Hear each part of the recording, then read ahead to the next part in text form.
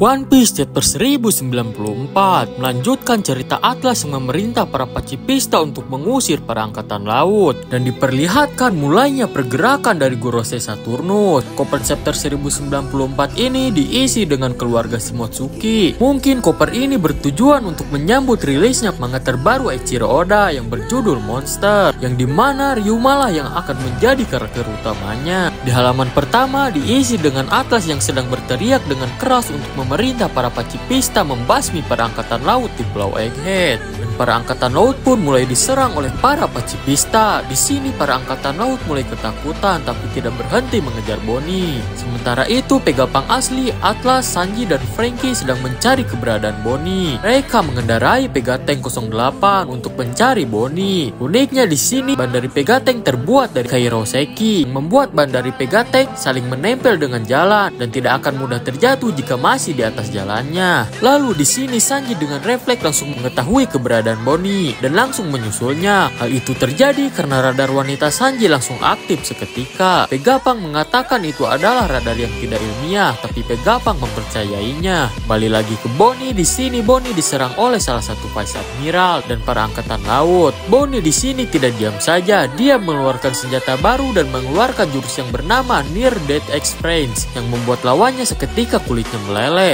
Menurut gue senjata ini berbahaya. Bayangkan saja orang yang terkena serangan senjata ini dalam sekejap hanya tersisa tulang. Lalu di sini Bonnie dicegah lagi oleh salah satu Vice Admiral yang mempunyai kekuatan stick Nomi yang membuat penggunanya bisa mengemudikan apapun termasuk pacifista. Lalu dengan mengendalikan pacifista, Wakil Admiral ini langsung menyerang Bonnie dan berkata, apakah jika aku membunuhmu bisa mengembalikan usia mereka yang telah kau manipulasi? Di sini Bonnie dengan tatapan sedih melihat pacifista itu dan karena melamun hampir saja Bonnie tertembak, tapi untungnya Sanji datang tepat waktu dan menyelamatkan Bonnie. Ternyata di sini Bonnie melamunkan ayahnya. Posisi Sanji dan Bonnie di sini sangat terdesak karena diserang terus oleh para Vice Admiral dan memutuskan untuk kabur saja dari para Vice Admiral. Lalu Vegapunk dan Atlas sampai di tempat mereka. Atlas berkata kalau para pacifista sudah ada di pihak mereka. Di sisi lain memperlihatkan kelanjutan pertarungan antara Luffy dan Kizaru. Lalu Kizaru berkata tidak bisa fokus pada misiku jika kau tetap di sini. Dengan berkata seperti itu, Kizaru menandakan dia sudah lelah melawan Luffy dan ingin menyelesaikan misinya membunuh Vegapunk dengan cepat. Dengan kecepatan cahayanya, Kizaru langsung kabur dari Luffy. Namun seketika semua orang yang ada di Pulau Egghead terdiam dan langsung waspada. Hal itu terjadi karena semua orang yang di Pulau Egghead merasakan kehadiran hawa yang aneh dan ternyata hawa tersebut berasal dari Gorosei Saturnus yang berubah ke mode awakening. Di sini Saturnus dengan keras mengatakan untuk berhenti kepada para pacifista dan para pacifista pun seketika berhenti semua. Atlas kebingungan dan berusaha memerintah lagi para pacifista tapi tetap terdiam saja. Atlas berkata jika bukan dirinya tidak ada lagi yang dapat memerintahkan para pacifista selain para Gorosei. Di sisi lain para angkatan laut menemukan lingkaran aneh.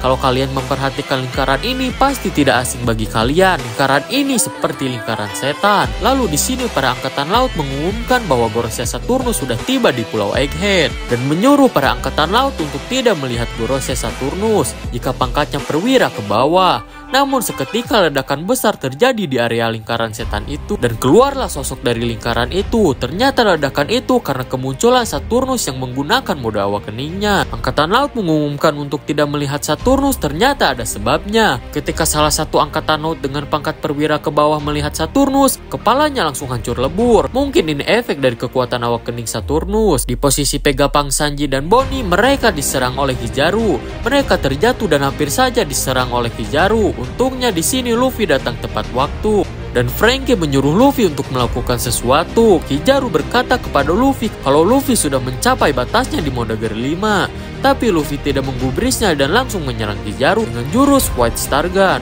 Entah bagaimana nasib Kizaru setelah serangan itu, di sini Luffy langsung lemas dan ke mode biasanya, terjatuh tepat di dekat Saturnus bersamaan dengan Vegapunk dan yang lain. Dan di akhir chapter, di sini Saturnus muncul di depan mereka dan menanyakan kabar Vegapunk, lalu berkata, "Kukira kau sudah mati terbunuh Vegapunk." Selagi mereka berbicara, Bonnie dengan nekatnya mengambil pedang sambil mengingat Kuma. Bonnie langsung menusuk Saturnus. Banyak sekali hal-hal gila yang terjadi di chapter kali ini. Oda benar-benar mempercepat alur cerita One Piece. Tidak bertele-tele lagi seperti cerita-cerita di setiap arc sebelumnya. Banyak sekali hal-hal menarik untuk dibahas di chapter kali ini. Mungkin gue akan membahas poin-poin menariknya di video short. Jadi terus pantau channel gue ya.